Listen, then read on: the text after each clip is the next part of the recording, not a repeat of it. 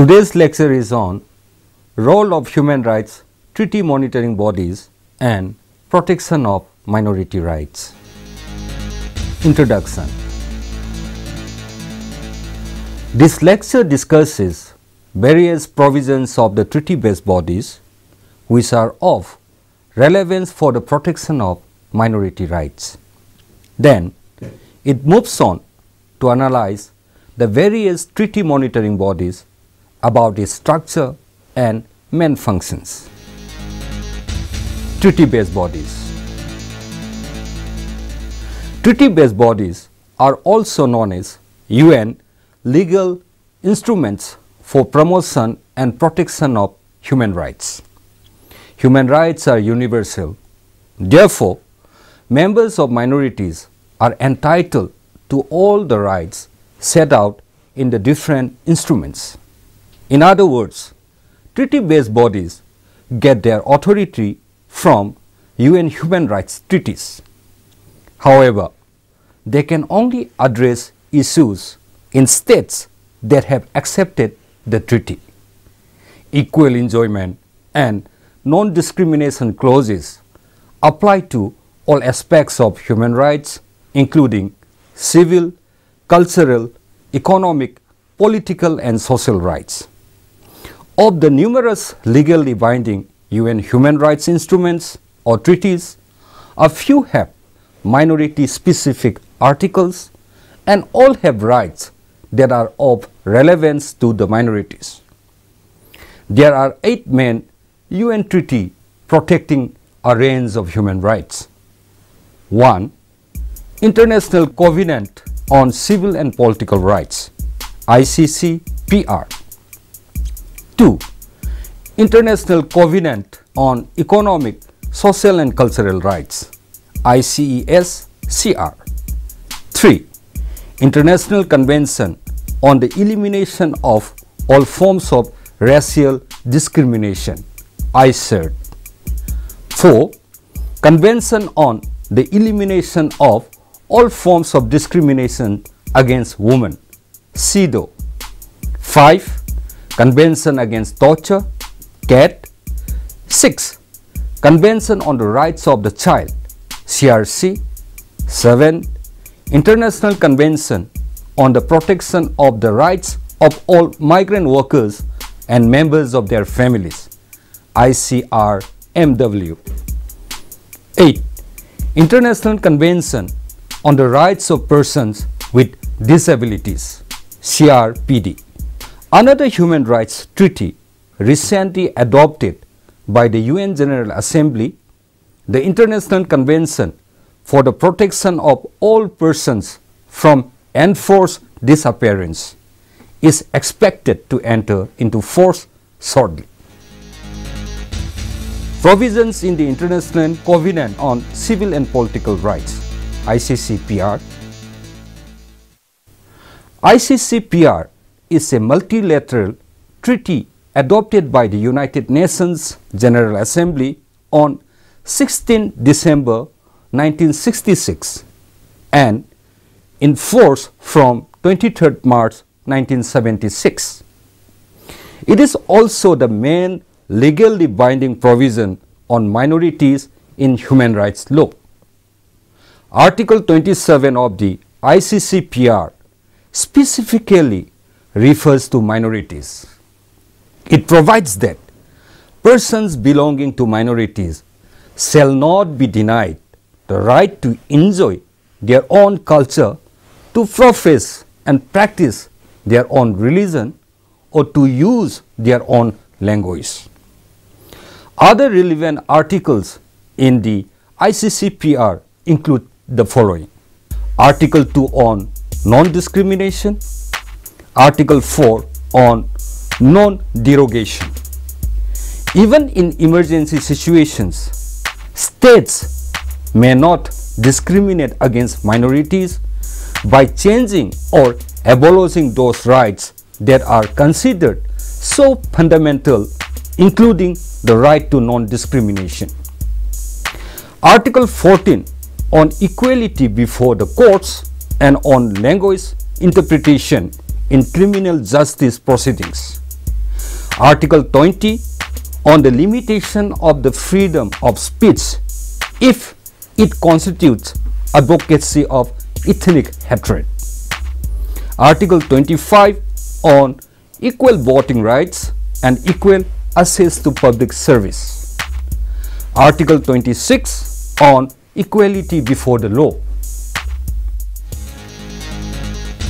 Provisions in the International Covenant on Economic, Social and Cultural Rights, ICES-CR.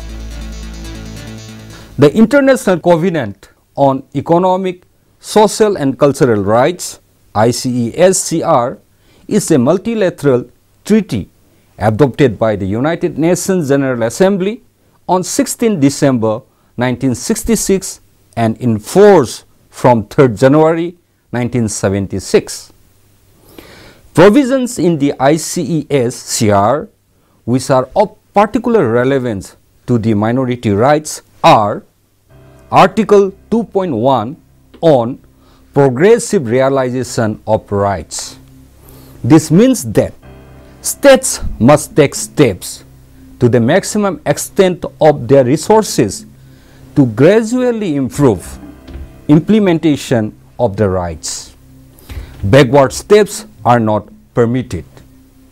Article 2.2 on non-discrimination, Article 7 on equality in the workplace, Article 11 on adequate standard of living, Article 12 on physical and mental health, Article 13 on the right to education, including human rights education and contribution of education to the promotion of understanding, tolerance and friendship among all nations and all racial, ethnic or religious groups.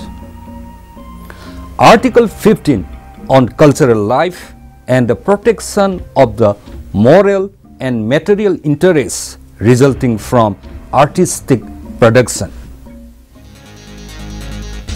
Provisions in the International Convention on the Elimination of all forms of racial discrimination, ICER. ICER is a third generation human rights instrument. The convention commits its members to the elimination of racial discrimination and the promotion of understanding among all races. However, religious minorities are not covered under this convention unless they are both a religious and ethnic or national minority. Similarly, linguistic minorities are only covered if they are also an ethnic or national minority. The convention was adopted and opened for signature by the United Nations General Assembly on 21st December 1965 and entered into force on 4th January 1969. As of April 2013, it has 87 signatories and 177 parties. Provisions which are of particular relevance to minorities are given below. Article 1.1 defines racial discrimination as any distinction, exclusion, restriction or preference based on race, color, descent or national or ethnic origin, which has the purpose or effect of nullifying or impairing the recognition, enjoyment or exercise on an equal footing of human rights and fundamental freedoms in the political, economic, social, cultural or any other field of public life. Article 1.4 places an obligation on states to adopt special measures for the benefit of individuals and groups when necessary to overcome discriminatory patterns in the cultural, economic, social and other fields.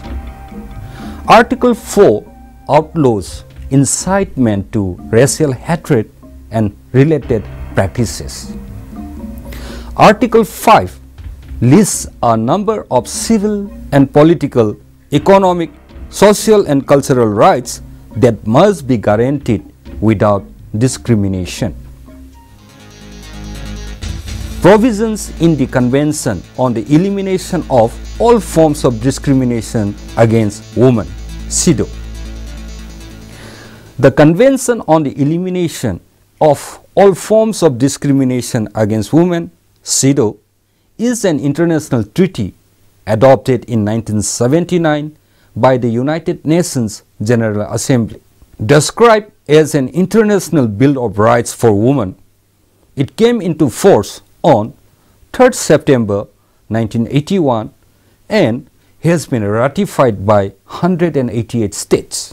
Over 50 countries that have ratified the convention have done so subject to certain declarations, reservations and objections, including 38 countries who rejected the enforcement of Article 29, which addresses means of settlement for disputes concerning the interpretation or application of the convention. Articles in the CEDAW of relevance to minority women are as follows. Article 5 urges that states parties shall take all appropriate measures to modify the social and cultural patterns of conduct of men and women with a view to achieving the elimination of prejudices and customary and all other practices which are based on the idea of the inferiority or the superiority of either of the sexes or on stereotype roles for men and women. Article 7 deals with women's right to participate in public life. Article 10 states the required educational programs that eliminate stereotypes of the roles of men and women. Article 12 deals with eliminating discrimination against women in assessing health care. Article 14 deals with the situation of rural women, many of whom may be members of minorities. Article 16 deals with equality in marriage and the right to marry freely only with full and free consent. Provisions in the Convention on the Rights of the Child, CRC. The UN General Assembly adopted the Convention on the Rights of the Child and opened it for signature on 20th November 1989, the 30th anniversary of its Declaration of the Rights of the Child. It came into force on 2nd September 1990 after it was ratified by the required numbers of nations. Currently, 194 countries are party to it, including every member of the United Nations except Somalia, South Sudan and the United States. Article 30 guarantees rights of the children belonging to minorities. It uses similar wording to Article 27 of the ICCPR. Some of the other relevant articles for the minorities are: Article 7 deals with the right to a nationality. Article 17 encourages media to produce material from diverse sources taking into account the linguistic needs of the child who belong to a minority group. Article 20 deals with child's ethnic, religious, cultural and linguistic background when deciding on alternative care for a child outside the family. Article 29 deals with the fundamental purpose of education, including developing a child's respect for his or her own culture and that of other cultures, treaty monitoring bodies. States are monitored to ensure they respect the treaty provisions to which they are bound. A state can be party to the different UN human rights treaties. In order to ensure that government is complying with the treaty provisions, the UN has put in place human rights monitoring committees, which are known as treaty monitoring bodies. A treaty monitoring body has been created for each of the 8 main UN human rights treaties. Human Rights Committee, Committee on Economic, Social and Cultural Rights, CESCR, Committee on the Elimination of Racial Discrimination, CERD, Committee on the Elimination of Discrimination Against Women, CEDAW, Committee Against Torture, CAT, Committee on the Rights of Child, CRC, Committee on the Protection of the Rights of All Migrant Workers and Members of Their Families, CMW, Committee on the Right of Persons with Disabilities, CRPD. Structure of the monitoring bodies. Treaty monitoring bodies are made up of human rights experts from different countries. These experts are nominated by their governments, elected by states party to the treaties for fixed and renewable terms of 4 years, independent, that is, they do not represent the interests of their states. The number of independent experts in a committee ranges from 10 to 23. Its committee meets either 2 or 3 times a year, and the sessions last 3 to 4 weeks. Main functions of treaty monitoring bodies. The treaty bodies monitor how the treaties are being implemented by state parties. They perform a number of functions that can be grouped under 4 headings. 1. Reviewing state reports. This is a common function to all treaty monitoring bodies. State parties to human rights treaties are obliged to submit regular reports to the committees. In the state reports, governments are expected to list all legislative, administrative, judicial and other measures that they have taken for the promotion and protection of the rights provided for in the treaty, including minority rights. Treaty monitoring bodies are in charge of reviewing state reports. They identify both achievements and failings and make recommendations which the state should implement to ensure they are respecting their international obligations. 2. Interpreting the treaty. Treaties contain the human rights standards, but the treaty monitoring bodies provide important contributions to interpreting the standards and clarifying legal obligations. To do so, they issue general comments or general recommendations. Different treaty bodies have different names, but the purpose is the same. General comments are guidelines on specific aspects of the treaty. Minority specific example. The CCPR has issued a general comment on Article 27 of the ICCPR relating to minorities. It provides important guidance on how Article 27 should be interpreted by states. For example, it informs states that they may not deny the existence of minorities within their state in order to avoid implementing Article 27.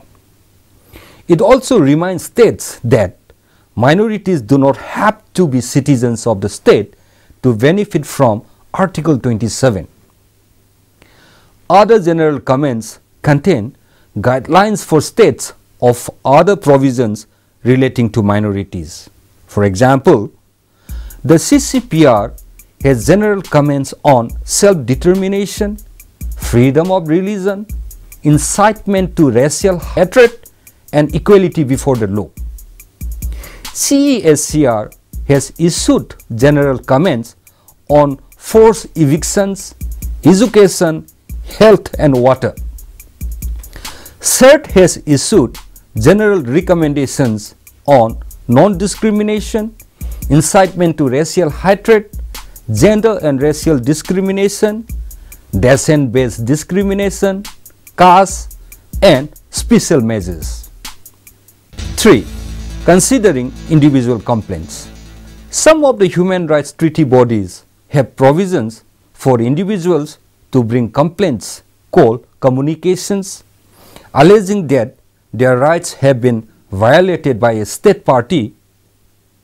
States must agree to the treaty body receiving complaints from individuals within their state by becoming party to an optional protocol or explicitly agreeing to be bound by a provision in the treaty. Decisions on communications made by the committees are quasi-judicial, which means they are similar to legal judgments but not legally binding. States should implement this decision so that they comply with their international obligations. But if they fail to do so, there is little the committee can do. NGO pressure on the state is important to ensure decisions are implemented. The treaty bodies that may receive communications are the CCPR if the state has ratified Optional Protocol 1, CERT if the state has accepted to be bound by Article 14, CEDAW if the state has ratified the Optional Protocol, CESCR if the state has ratified the Optional Protocol, CAT if the state has accepted Article 22, CMW if the state has accepted Article 77, CRPD if the state has ratified the Optional Protocol. 4. Thematic general discussions. The treaty monitoring bodies can organize general discussion days on a particular theme or issue of concern. The objective is to promote a deeper understanding of the content and implications of the human rights treaties. These thematic discussions are public and open to NGOs. The outcome of the meetings can help the treaty body draft a new general comment to the treaty. Therefore, NGO participation is both constructive and encouraged. Conclusion. International legal instruments take the form of a treaty that binds the contracting states to the negotiated terms. When negotiations are completed, the text of a treaty is established as authentic and definitive and is signed by the representatives of states. A state can agree to be bound to a treaty in various ways. The most common are ratification or accession. The treaty enters into force or becomes valid when a predetermined number of states have ratified or acceded to the treaty. The binding treaties can be used to force governments to respect the treaty provisions. Thus, one of the criteria for the workability of treaty bodies and its associated monitoring bodies is the first instance for a state to enter into a contract, treaty, or ratify or accede to the treaty. While treaty-based bodies and monitoring bodies can be appreciated for the promotion and protection of minority rights, it is left to the countries to have different arrangements or even comply. Under such circumstances, NGOs play an important role. The openness of treaty monitoring bodies to NGO participation and contribution varies, but NGO involvement strengthens the work of the committees. The most important fact is that the work of the committee is unlikely to have a direct impact domestically without their involvement. Further, NGOs play a vital role in linking the international to the national and grassroots levels to ensure improvements in the lives of minorities. Thank you.